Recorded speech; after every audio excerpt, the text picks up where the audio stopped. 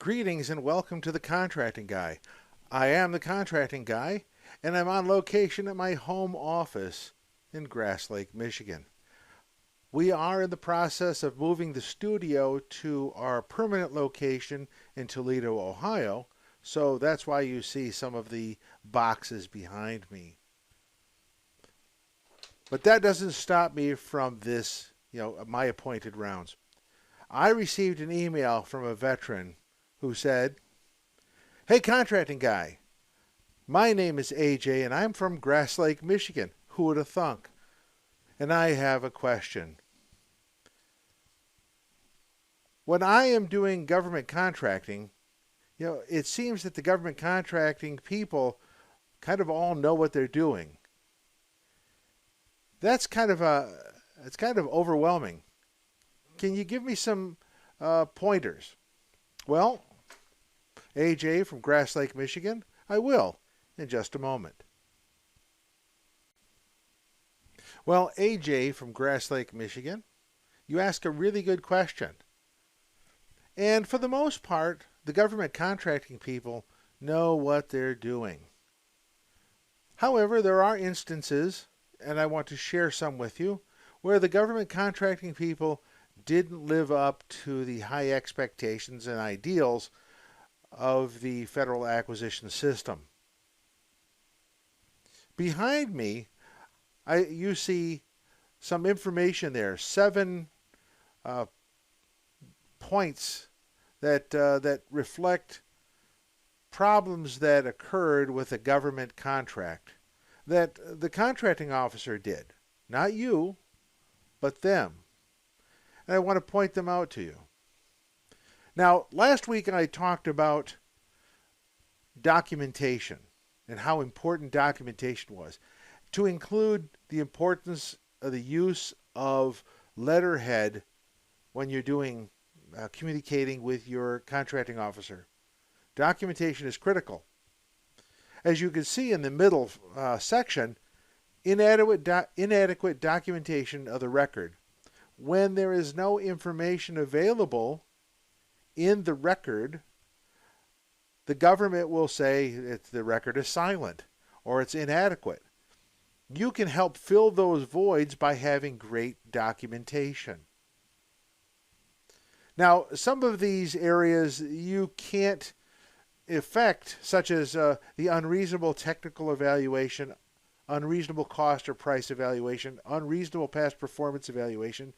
Those are things that the contracting officer has to do. What you can do is to ensure that your proposal is synced with the solicitation and the performance statement of work. When it is synced, you do have a better likelihood of being selected, or at least being considered for selection.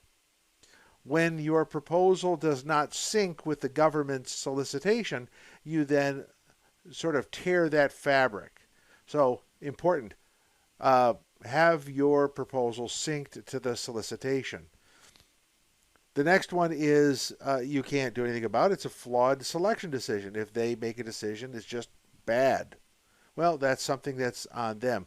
You can help, though, by knowing what is expected of you and what the solicitation says. The importance of reading the solicitation and rereading the solicitation is necessary for you to be able to understand if they made a flawed decision. How would you know they made a flawed decision unless you know the solicitation? So you must know the solicitation. Again, I speak with the inadequate documentation of the record. You need to have good documentation.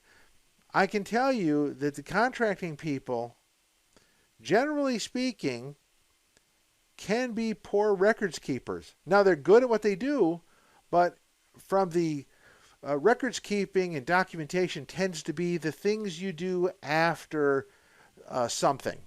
For example, you hold a negotiation, you need to do a memorandum.